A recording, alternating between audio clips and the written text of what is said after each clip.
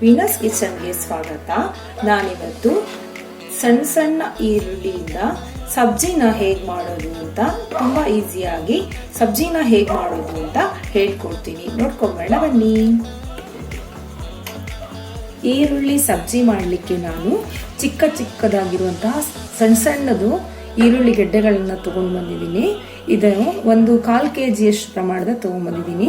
ಇದ್ರ ಸಿಪ್ಪೆ ಎಲ್ಲ ತೆಕ್ಕೊಂಡು ಕ್ಲೀನ್ ಮಾಡ್ಕೊಂಡು ತಗೊಂಡ್ಬರೋಣ. ಈರುಳ್ಳಿ ಸಬ್ಜಿ ಮಾಡಲಿಕ್ಕೆ ಈರುಳ್ಳಿನೆಲ್ಲ ಚೆನ್ನಾಗಿ ಕಟ್ ಮಾಡಿ ತೊಳ್ಕೊಂಡು ತಗೊಂಡ್ಬಂದಿದ್ದೀನಿ. ಇವಾಗ ಒಂದು ಪ್ಯಾನ್ ತಗೊಂಡಿದ್ದೀನಿ. ಈ ಪ್ಯಾನ್ಗೆ 1 ಸ್ಪೂನ್ ಆಗುವಷ್ಟು ಎಣ್ಣೆ ಹಾಕೊಳ್ಳೋಣ. 1 ಸ್ಪೂನ್ ಎಣ್ಣೆ, ಒಂದು ಅರ್ಧ ಸ್ಪೂನ್ ಆಗುವಷ್ಟು ಸಾಸಿವೆ ಹಾಕೊಳ್ಳೋಣ.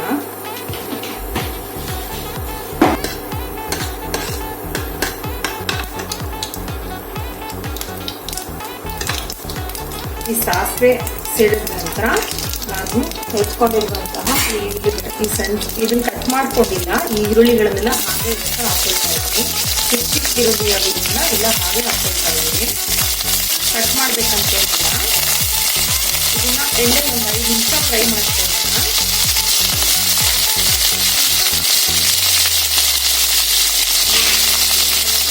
ಒಂದು 5 ನಿಮಿಷ ಎಣ್ಣೆ ಚೆನ್ನಾಗಿ ಈರುಳ್ಳಿಗಳನ್ನೆಲ್ಲ ಕೂತ್ಕೊಳ್ಳೋಣ.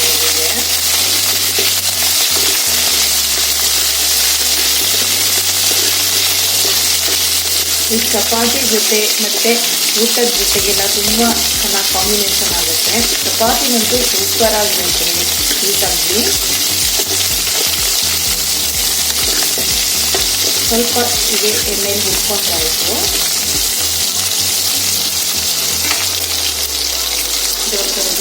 ಒಂದು ಅರ್ಧ ಗ್ಲಾಸ್ ನೀರು ಹಾಕಿ ಇದನ್ನ ಬೇಯಕ್ಕೆ ಇಟ್ಕೊಳ್ಳೋಣ. ಈ ಈರುಳ್ಳಿ ಗೆಡ್ಡೆಗಳೆಲ್ಲ ಚೆನ್ನಾಗಿ ಬೇಯಬೇಕು. ಅರ್ಧ ಗ್ಲಾಸ್ ನೀರು ಹಾಕಿ ಇಟ್ಕೊಳ್ಳೋಣ. ಇದಕ್ಕೆ ಏನೇನು ಮಸಾಲೆ ಐಟಮ್ ಬೇಕು ಅಂತ ಹೇಳಿ ನೋಡ್ಕೊಂಬರೋಣ. ಮೊದಲು ಅರ್ಧ ಕಪ್ ತೆಂಗಿನಕಾಯಿ ತಗೊಂಡಿದ್ದೀನಿ. ಮತ್ತೆ 3-4 ಹಸಿಮೆಣಸು, ಮತ್ತೆ ತುಂಬಾ ಖಾರ ಜಾಸ್ತಿ ಬರಲಿ ಅಂತ ಸ್ವಲ್ಪ ಜೀರಿಗೆ ಮೆಣಸು ಹಾಕ್ತಾ ಇದ್ದೀನಿ. ಮತ್ತೆ 1 ಟೇಬಲ್ ಸ್ಪೂನ್ ಅಷ್ಟು ಬಡ ಸೋಂಪು, ಆಮೇಲೆ 1 ಟೇಬಲ್ ಸ್ಪೂನ್ ಅಷ್ಟು ಗುರೆಳ್ಳು, ಕುರಾಸಾನಿ ಎಳ್ಳು ಅಂತ ಹೇಳ್ತೀವಿ, ಅದನ್ನು ತಗೊಂಡಿದ್ದೀನಿ. ಮತ್ತೆ 1 ಟೇಬಲ್ ಸ್ಪೂನ್ ಅಷ್ಟು ಕೊತ್ತಂಬರಿ ಬೀಜ, ಮತ್ತೆ 1 ಟೇಬಲ್ ಸ್ಪೂನ್ ಅಷ್ಟು ಜೀರಿಗೆ. ಇಷ್ಟು ಐಟಮ್ ತಗೊಂಡಿದ್ದೀನಿ. ಇದನ್ನ ಯಾವುದನ್ನು ಹುರಿತಾ ಇಲ್ಲ, ನಾನು ಹಸಿಯಾಗಿ ಹಾಕೊಳ್ತಾ ಇದ್ದೀನಿ. ಇದನ್ನೆಲ್ಲ ನಾವು ಮಿಕ್ಸಿ ಜಾರ್ಗೆ ಹಾಕೊಳ್ಳೋಣ. ಮಿಕ್ಸಿ ಜಾರ್ಗೆ ಸ್ವಲ್ಪ ಕೊತ್ತಂಬರಿ ಸೊಪ್ಪು ಹಾಕಿಕೊಂಡು ಒಂದು ಸ್ವಲ್ಪ ನೀರು ಹಾಕಿ ಚೆನ್ನಾಗಿ ಇದನ್ನ ರುಬ್ಕೊಂಡು ಬರೋಣ.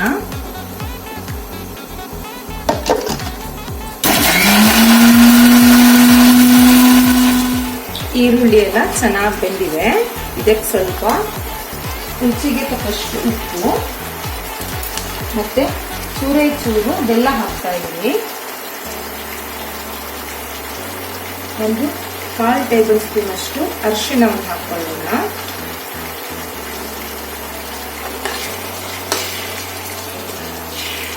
ಇದಾದ ನಂತರ ನಾವು ರುಬ್ಬಿಟ್ಕೊಂಡಂತಹ ಈ ಮಿಕ್ಸಿಯಿಂದ ಮಸಾಲೆಯನ್ನು ಸಹ ಇದಕ್ಕೆ ಸೇರಿಸ್ಕೊಳ್ಳೋಣ.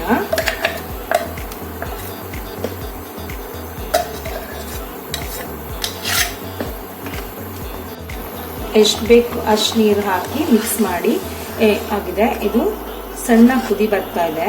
ಇದಕ್ಕೆ 1 ಸ್ಪೂನ್ ಆಗುವಷ್ಟು ಕಡಲೆ ಹಿಟ್ಟು ತಗೊಂಡಿದ್ದೀನಿ. ಇದಕ್ಕೆ ಬೇಕಾದಷ್ಟು ನೀರನ್ನ ಹಾಕೊಂಡು ಇದು ಗಂಟು ಇಳಿದ ತರ ನೀಟಾಗಿ ಕಲಿಸ್ಕೊಳ್ಳೋಣ.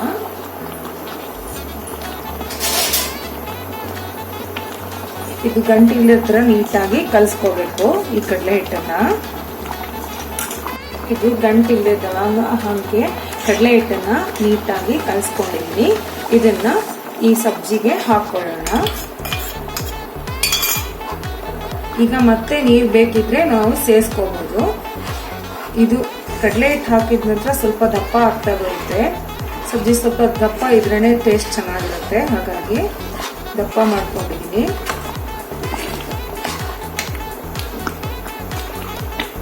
ಕಡಲೆ ಹಿಟ್ಟು ಹಾಕೋದ್ರಿಂದ ಟೇಸ್ಟು ತುಂಬಾನೇ ಚೆನ್ನಾಗಾಗುತ್ತೆ. ಒಂದು ಅರ್ಧ ಲೋಟದಷ್ಟು ನೀರು ಹಾಕಿದೆ ನಾನು.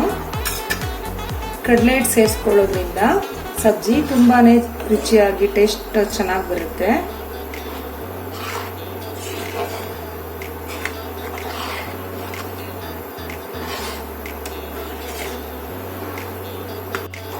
ಇದು ಇಷ್ಟಪ್ಪ ಇದ್ರೆ ಸಾಕು, ಇಷ್ಟು ಹದವಾಗಿ ಚೆನ್ನಾಗಿ ಬೇಯಬೇಕು, ಇಷ್ಟಿದ್ರೆ ಸಾಕಾಗುತ್ತಿದ್ದು. ಇದಕ್ಕೆ ಇವಾಗ ಲಾಸ್ಟ್ನಲ್ಲಿ ಒಂದು ಸ್ವಲ್ಪ ಬೆಣ್ಣೆ ಮತ್ತೆ ಲಾಸ್ಟಿಗೆ ಕೊತ್ತಂಬರಿ ಸೊಪ್ಪು ಹಾಕೊಳ್ಳೋಣ.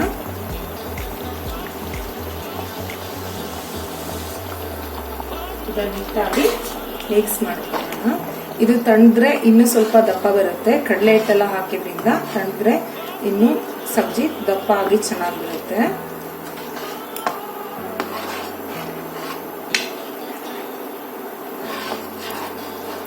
ಈಗ ಒಲೆ ಆಫ್ ಮಾಡ್ಕೊಳ್ಳೋಣ.